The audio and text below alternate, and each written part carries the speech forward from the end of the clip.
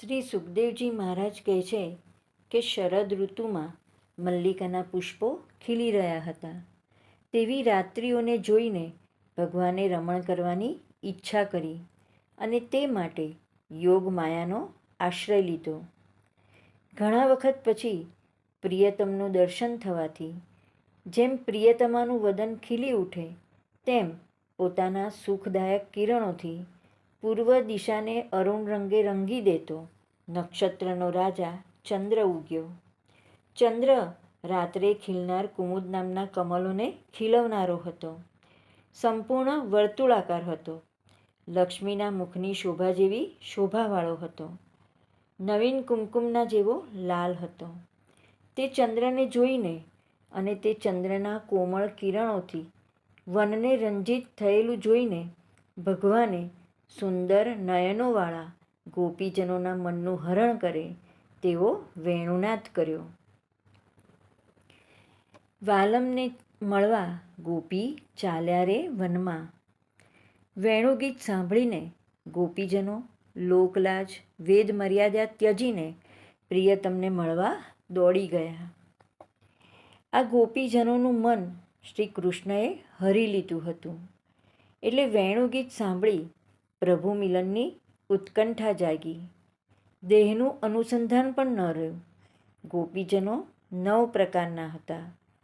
પ્રકૃતિના તામસ, રાજસ અને સાત્વિક એમ 3 ગુણો, અને તેમાં એક ગુણની મુખ્યતાથી દરેકના 3 પ્રકારના એમ 9 પ્રકારના ગોપીજનો હતા.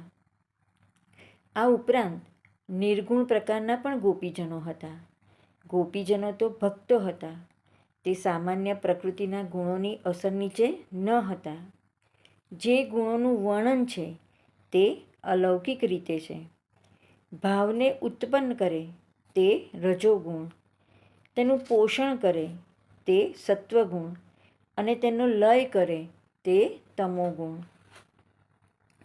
વેણુગીત સાંભળી ગોપીજનો પોતાના જે કામોમાં રોકાયેલા હતા તે પડતા મૂકી ભગવાનને મળવા દોડી ગયા. કેટલીક ગોપીઓ ગાયોને દોહતી હતી. તે આતુરતાને લીધે દોહવાનું અધૂરું મૂકી ભગવાનને મળવા ચાલ્યા. બીજી ગોપીઓએ ચૂલા પર દૂધ ગરમ કરવા મૂક્યું હતું કે ખીર બનાવવા મૂકી હતી, તેને ચૂલા પરથી ઉતાર્યા વિના ચાલી નીકળ્યા. કેટલીક ગોપીઓ ભોજન પીરસતી હતી. કેટલીક ગોપીઓ બાળકોને દૂધ પીવડાવતી હતી. કેટલીક ગોપીઓ પતિની સેવા કરતી હતી. કેટલીક આંખોમાં અંજન આંચતી હતી તો વળી કેટલીક ગોપીઓ રસોઈઘર લીપતી હતી.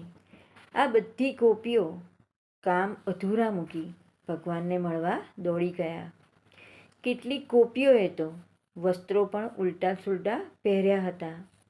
તે સરખા કરવાની દરકાર કર્યા વિના પ્રિયતમને મળવા દોડી ગયા. ભગવાને વેણુનાદ કર્યો ત્યારે ગોપીજનો સંસારના જુદા જુદા કામોમાં વ્યસ્ત હતા. પણ વેણુનાદમાં ભગવાનનું આમંત્રણ એટલું પ્રબળ હતું કે તેમનું મન સંસારમાંથી છૂટી ગયું અને પોતાના ખરા ધર્મનું તેમને ભાન થયું. વેણુનાદ દ્વારા પ્રિયતમે જે સંદેશો આપ્યો હતો તે સમજી ગયા. પ્રભુએ તેમના માટે આ વેણુગીત વગાડ્યું હતું તેમ સમજી સંસારની આસક્તિ ત્યજી દઈ તેઓ પ્રભુ મિલન માટે દોડી ગયા. વેણુનાદ સાંભળી ગોપીજનો વાલમને મળવા વનમાં ચાલ્યા. પણ કેટલાક ગોપીજનો ઘરની અંદર હતા. તે નીકળી ન શક્યા. દૂર દૂરથી વાગતી વેણુનો નાદ સાંભળી તેમને આંખો બંધ કરી અંતરમાં ભગવાનનું ધ્યાન ધર્યું. પ્રિયતમના વિરહતાપમાં તેમના બધા પાપ બળી ગયા અને ધ્યાનમાં પધારેલા અચ્યુત ભગવાનને આલિંગન કરવાથી એટલું બધું સુખ પ્રાપ્ત થયું કે તેમના બધા પુણ્ય ભોગવાઈ ગયા. તેમના કર્મના બંધનો પૂરા થવાથી ગુણમય દેહનો ત્યાગ કર્યો. વિદ્યા અને અવિદ્યા બંને શ્રીહરિની શક્તિઓ છે અને માયાથી તેનું નિર્માણ થયેલું છે. અવિદ્યા જીવને બંધન કરે છે, પણ જે જીવ ભગવાનના શરણે જાય છે તેને તે બંધન કરતી નથી. માટે ગોપીજનોને અવિદ્યારૂપ પ્રતિબંધ નડ્યો નહીં.